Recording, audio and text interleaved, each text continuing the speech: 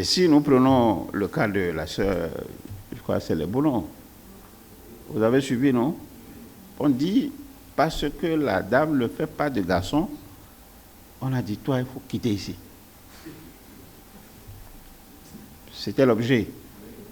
Et les autres enfants de cette dame qu'on a chassée de la maison, contrairement à ce qu'on a cru, ce sont ces enfants qui travaillent à l'école.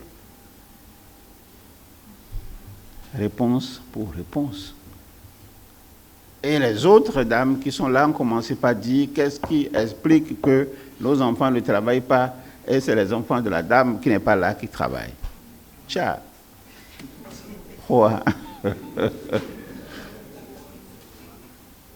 Donc vous avez vu, entre les enfants, il y a eu une petite entente, mais au niveau maintenant de les enfants contre leur père, les enfants contre les autres femmes de leur père, ça a été très rude. Alors vous ne voyez pas que ça a marqué peut-être toute une génération. Ça a marqué. Et le grand mur dont nous sommes en train de parler, allez interroger la dame. Si peut-être elle n'a pas fait l'ISEP, pour se retrouver en face de ce mur et dire mais attention, il ne faut pas que ce mur continue en fait à exister. Elle ne ferait même pas de pas vers les autres. Puis cela dit qu'elle a compris et qu'elle fait des pas vers les autres. Je crois que j'ai entendu ça. Hein? Voilà. Donc c'est une question extrêmement importante.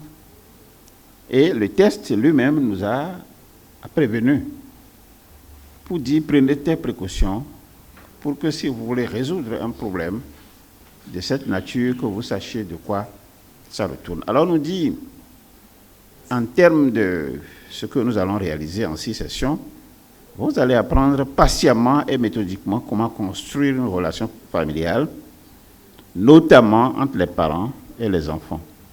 Vous apprendrez à travailler certaines attitudes ou à en adopter de nouvelles, et c'est là maintenant que ça commence. Vous suivez bien. Le 3, qui va nous lire ça? Si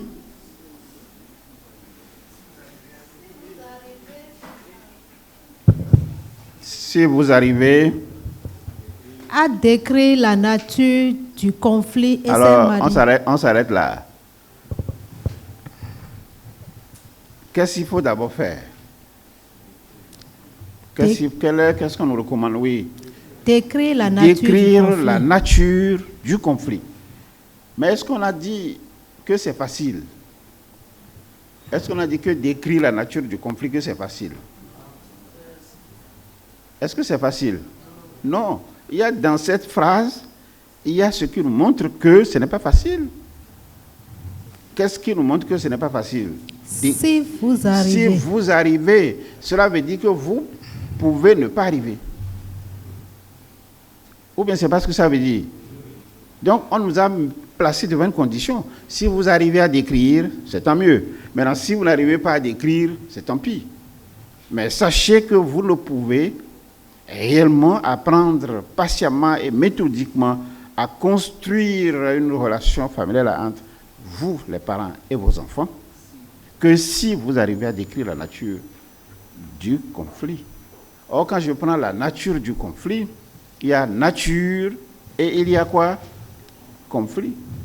Ou bien ce n'est pas ça, mes amis? Voilà. Et décrire encore quoi? Ma soeur, tu continues?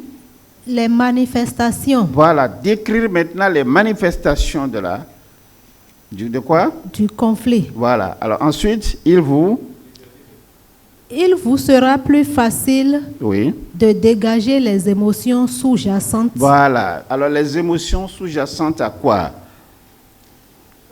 Au conflit. Oui, au conflit, mais précisément aux manifestations des conflits. Parce que si le conflit est là, il ne se manifeste pas, bon, il n'y a peut-être pas d'émotion. Je ne sais pas si vous me suivez. Mais et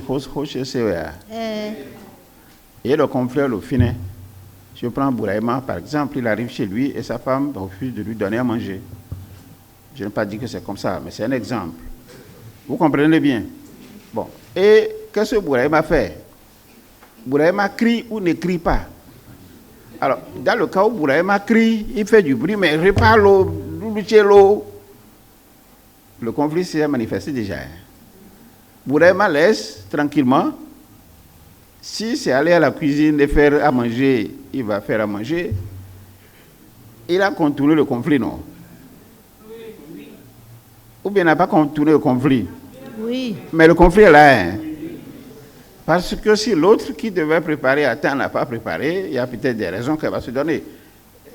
Il n'a pas laissé l'argent, il n'a pas, etc. Quand on va lui demander, elle va trouver beaucoup de raisons. Vous suivez bien? Moi-même aussi, j'étais occupé à faire autre chose et tout, je ne savais pas que tu allais vite rentrer. Donc, il y a tellement de raisons et de réponses qu'on peut trouver. Maintenant, toi, l'homme, qu'est-ce qui t'empêche d'aller aussi faire la cuisine? Et tu dis, bon, écoute, moi, je m'en vais faire la cuisine rapidement. Et puis, je l'invite aussi à manger, puisque c'est elle qui est supposée, en fait, faire à manger. Vous voyez que les hommes rient, non? Voilà. Les hommes vont me dire, mais ça, c'est quel monde, ça? Comment on va faire? On va inviter la dame à venir manger. Et même si, dans ces conditions, l'homme faisait la cuisine et demandait à la femme aurait honte encore. Elle serait gênée de venir manger, non? Bon.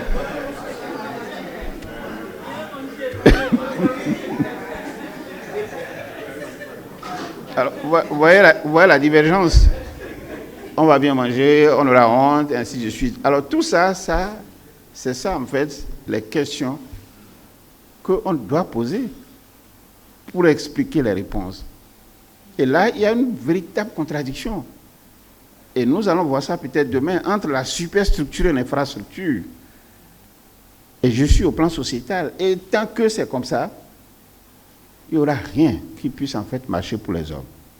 C'est une contradiction très lourde entre cette superstructure et l'infrastructure. Donc, ça va être forcément des débats que nous allons faire demain. On va dépasser légèrement 13 heures demain pour comprendre les mécanismes et savoir que si ceci est, c'est parce que cela est. Et si vous supprimez cela, donc ceci ne va plus exister. Et c'est ça qui va faciliter maintenant la gestion des conflits et rendre maintenant cette gestion saine. La sœur, tu me comprends? Oui, bien aimé frère maître. Tu me comprends bien? Oui.